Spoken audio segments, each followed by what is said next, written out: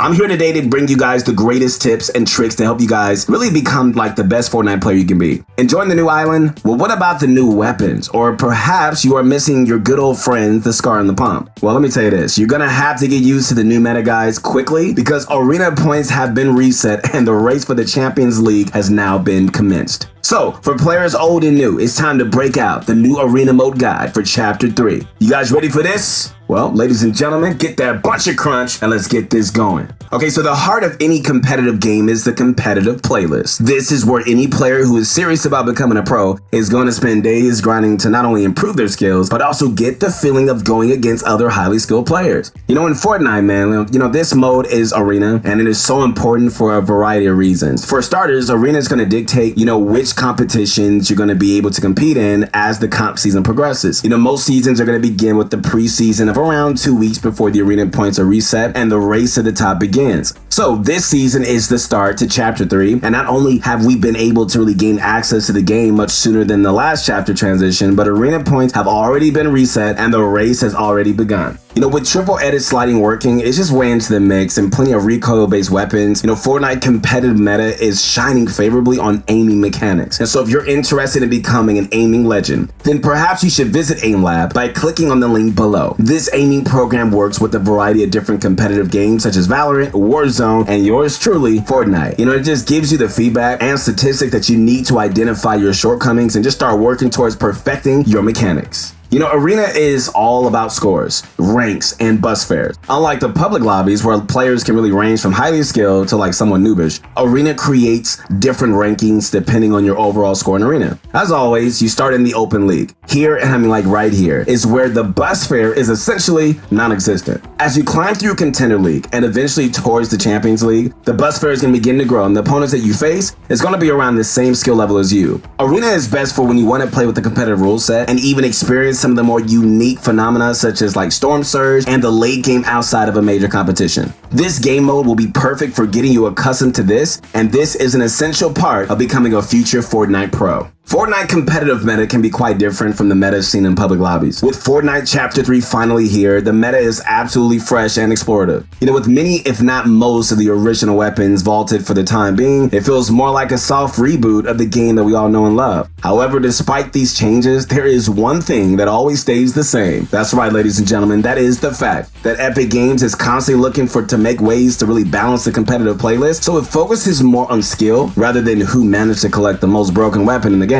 Okay, so expect to see certain items come and go. And if you want an example of how items can affect comp, the new shotgun meta is shifting back to double shotting. What is this exactly? Good question. Well, back in the good old days, shotguns had a much faster pullout rate than they did towards the end of Chapter 2. Because of this, many pro players would pick up a second shotgun, and rather than just relying on the weapon's fire rate, they would simply take a shot and instantly pull out the second shotgun to immediately get a second shot in. And so at Chapter 3, double shotting is once again possible, and you can really see itself becoming a viable strategy due to the vaulting of the pump shotgun. Unless Epic decides to nerf this, we would be seeing it in competitive real soon.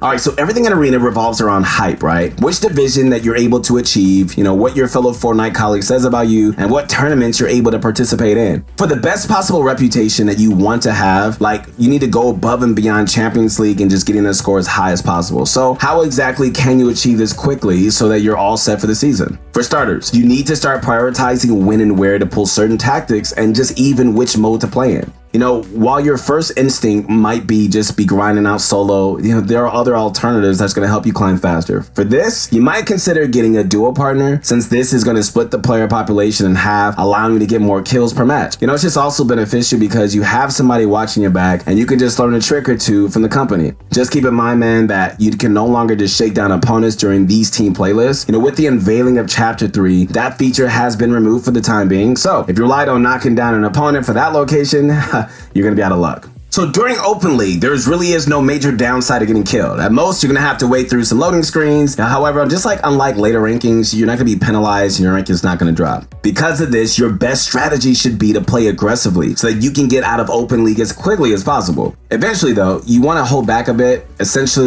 you want to scale your aggressiveness the higher that you get into the ranks. As the bus fare increases, you want to start playing smarter and just really pick and choose fights so you can just maximize your income. All right, so once the bus fare increases by a good amount, usually by the edge of Contender League, you're going to see yourself gaining less points per match. And so this is because the bus fare needs to be earned back in order for you to even break even. And so if you lose too many matches early, then you can see your hype score take a toll, and perhaps you might even just really see yourself going down a rank in the process. This is why you need to start playing for the end game, once you get into the Champions League. You want to have the placement scores just cushioning the bus fare so that you can just earn more points through eliminations later on. Keep in mind, guys, this is also how you can see where your current skill level is. Like if you find yourself having a hard time breaking out of a certain division, then it usually means that this is as far as your current skill can take you. So the solution for this is really just to try to figure out where your flaws are, through VOD reviewing or even just coaching, so you can start working on these shortcomings through creative or coaching. Eventually, with enough pushing, like I'm telling you right now, you should be able to break through and make it to the next division, but you gotta believe in yourself. All right, here in competitive, you cannot be thinking like a casual player. There are rules that you need to follow if you want to make it far. Of course, this is that,